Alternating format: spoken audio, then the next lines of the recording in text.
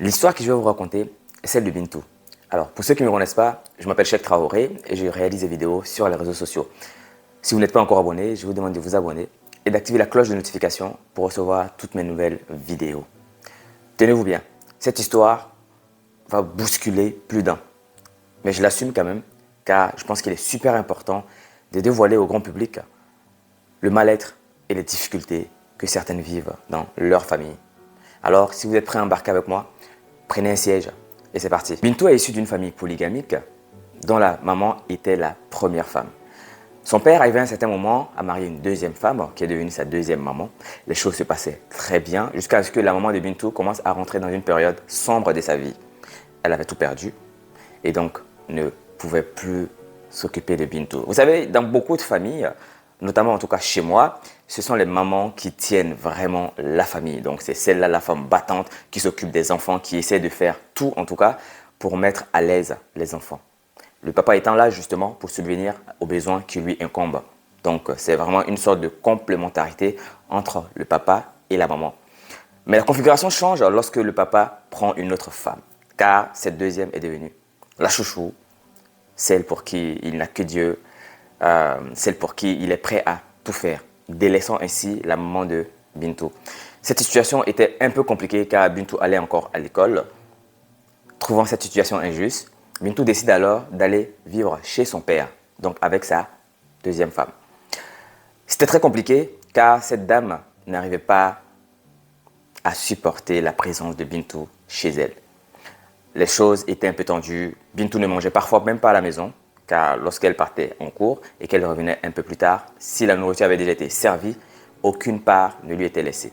Bintou continuera quand même dans cette situation. Elle a fait des petits boulots pour pouvoir subvenir à ses petits besoins, car il n'y avait pas d'argent de poche. Vous savez, chez nous, il n'y a pas d'argent de poche.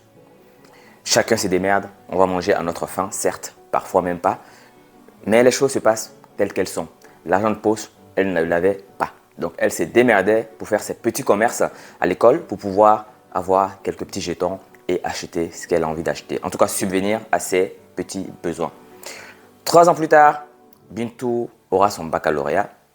Et donc, ce qui va se passer, elle décidera en tout cas de demander à son père de lui payer une école dans une autre ville. Et donc, le week-end, elle revenait à la maison pour rester avec sa marate ainsi que sa mère, évidemment. Donc, Bintou essayait tant bien que mal, en tout cas, de s'occuper aussi de sa maman, mais elle n'avait pas les moyens, malheureusement. Donc, c'est son père qui continuait à s'occuper d'elle.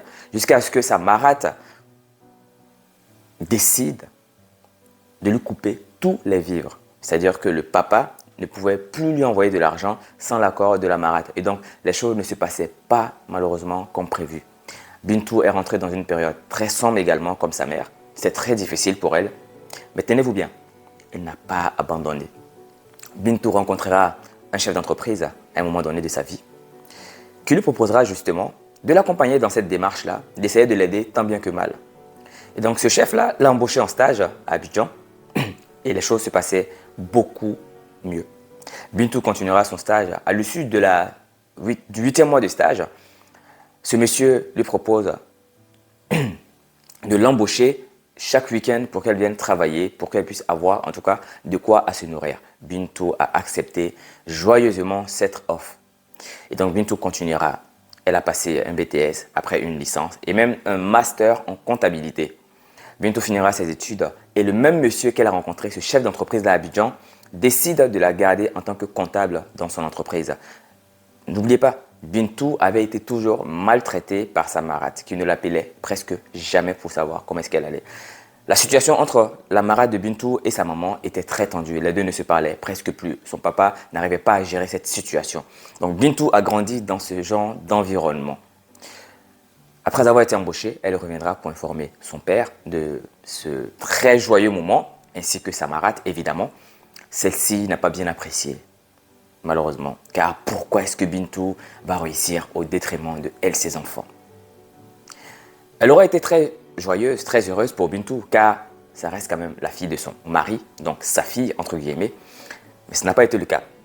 La mère de Bintou était toute joyeuse car elle savait que sa fille allait pouvoir enfin s'occuper d'elle. Bintou décidera alors de prendre un petit studio, de faire déménager sa maman chez elle, puisque sa maman n'était presque plus dans le mariage avec son papa, les choses ne se passaient pas du tout bien. Celle-ci avait été délaissée, comme je l'ai dit en début de vidéo, par son papa. Donc elle s'occupait régulièrement de sa maman.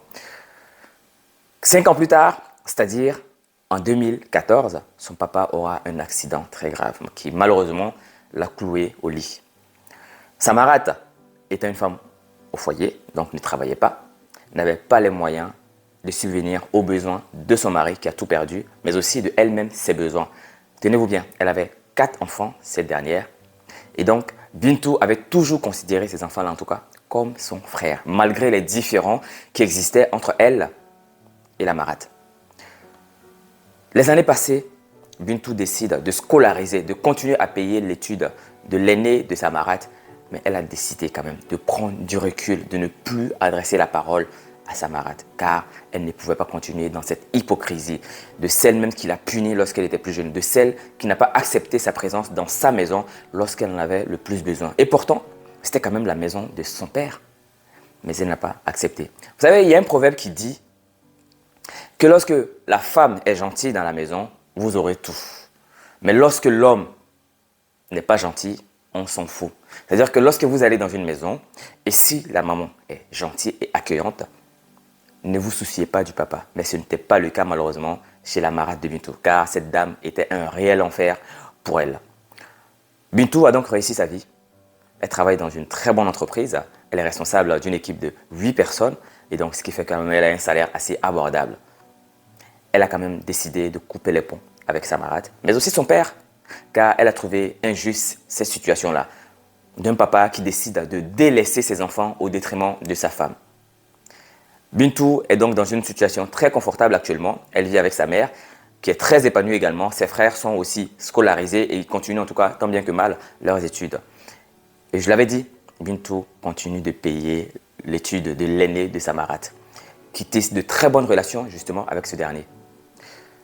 À votre avis, Bintou a-t-elle bien fait de réagir de la sorte, c'est-à-dire de tourner dos complètement à son papa, mais aussi à sa Marat, au détriment de sa mère, où elle aurait dû s'occuper de son papa, qui, n'oubliez pas, a décidé quand même de lui tourner le dos, de ne pas s'occuper d'elle, de prioriser sa femme à son encontre. Je n'ai pas d'avis vis-à-vis de cette situation, car je pense qu'elle est très sensible. Ce genre de situation, il faut parfois les vivre pour pouvoir mieux prendre une position bien réfléchie. Mais Bintou m'a quand même demandé d'exposer la situation afin de connaître votre avis. Peut-être qu'elle est en tort ou pas.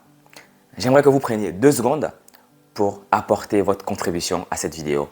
N'oubliez pas de la liker, de la partager avec le maximum de personnes, mais surtout de la commenter afin que Bintou puisse venir lire directement vos commentaires.